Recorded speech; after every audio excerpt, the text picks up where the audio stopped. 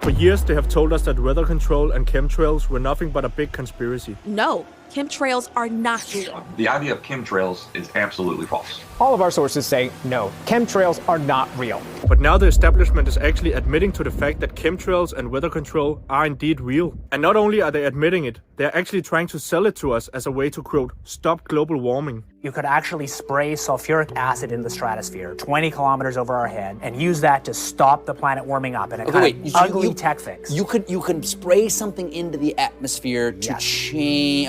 Spray pollution into the atmosphere to stop it warming. The novel method we've been thinking about, or it's not novel at all, it's actually exactly what happens from aircraft contrails, is that we put a condensable, a few megatons a year of sulfur directly out of the back of an aircraft. And each year you have to put a little more, and this doesn't, in the long run, mean that you can forget about cutting emissions. We will need to rein in emissions. We'll get to it eventually. But in the meantime, we're shrouding the Earth in sulfuric acid. If you go to aircraft engineers, and we've done this, they say, that would be easy, we could do this if you want us to.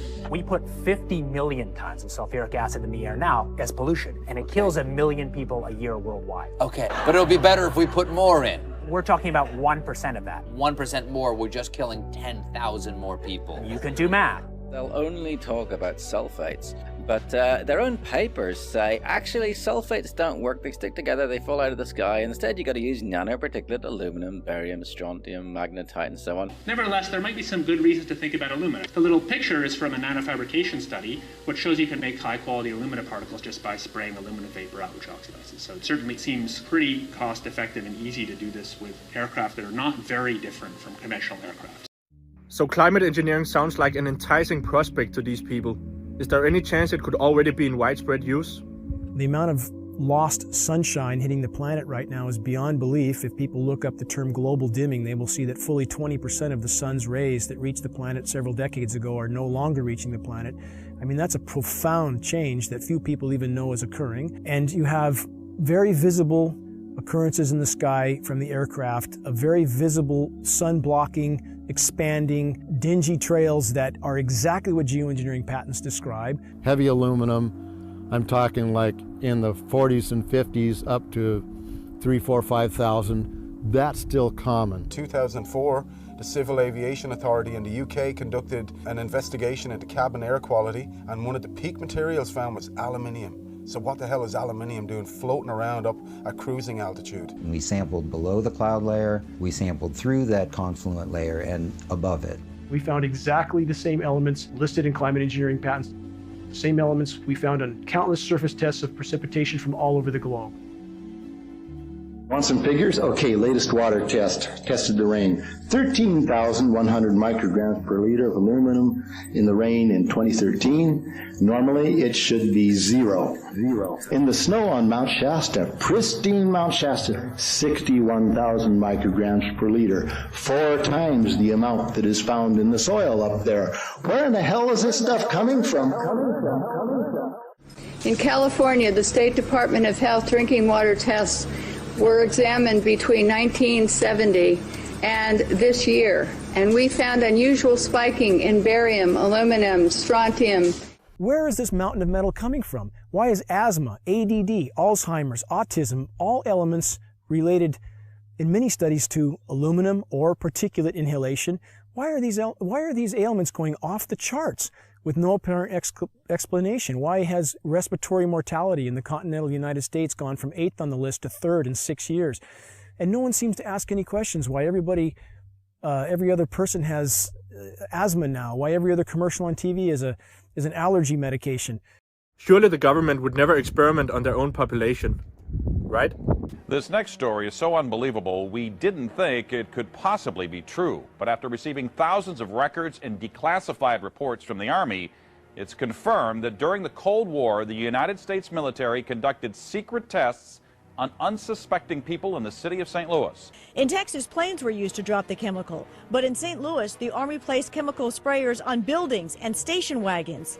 City officials were kept in the dark about the test. Clearly, they went to great lengths to deceive people. By making hundreds of Freedom of Information Act requests, she uncovered once classified documents that confirmed the spraying of zinc cadmium sulfide. The greatest concentration of this compound was sprayed near the Pruitt-Igoe housing complex just south of downtown St. Louis. It was home to 10,000 low-income people, and an estimated 70% were under the age of 12. Why is that jet flying so close to our house? At last, those planes are flying where they belong. That's right. Over the homes of poor people. Poor people. Poor people.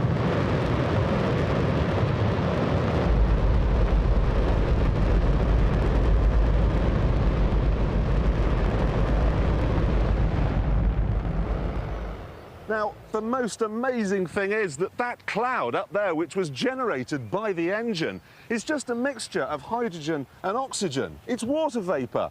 And in about an hour's time, someone in Mississippi is going to get wet washing. It will actually rain.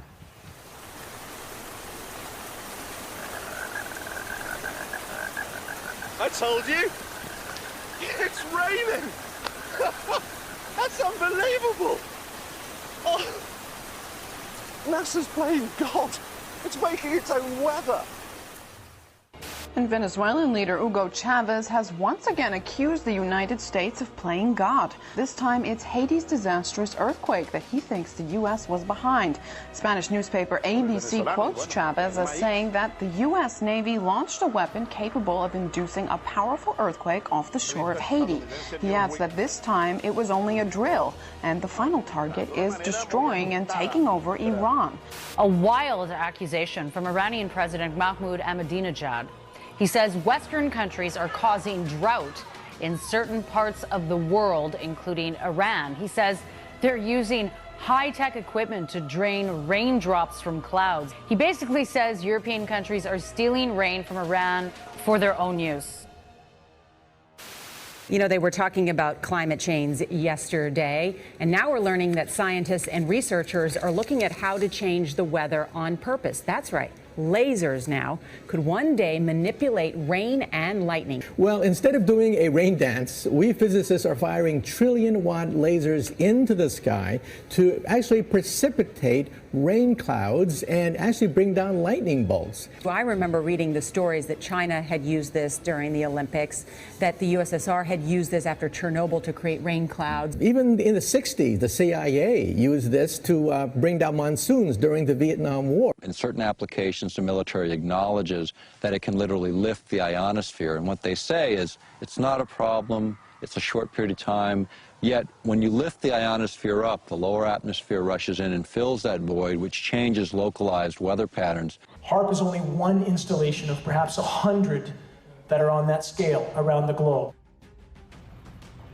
You can create high-pressure domes. In the Northern Hemisphere, that creates a clockwise spin, just like the pulley. That allows them to steer the upper-level winds into nearly any configuration they wish. So the areas that are under that high-pressure dome fry. They fry. Take a look at that round bubble. Is that not telling? That's a high-pressure dome parked right over the top of us that ensures nothing can flow in. You would never see this meteorologically 20 years ago. Never. Oh, it's you, Stan. What kind of favor?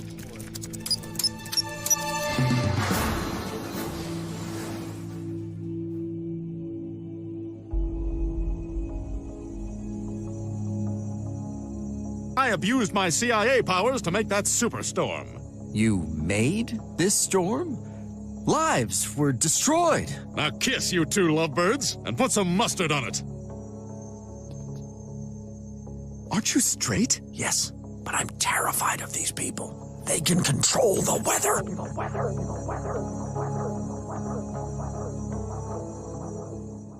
Another example is the array of technologies, often referred to collectively as geoengineering. One that has gained my personal attention is stratospheric aerosol injection, or SAI, a method of seeding the stratosphere with particles that can help reflect the sun's heat in much the same way that volcanic eruptions do.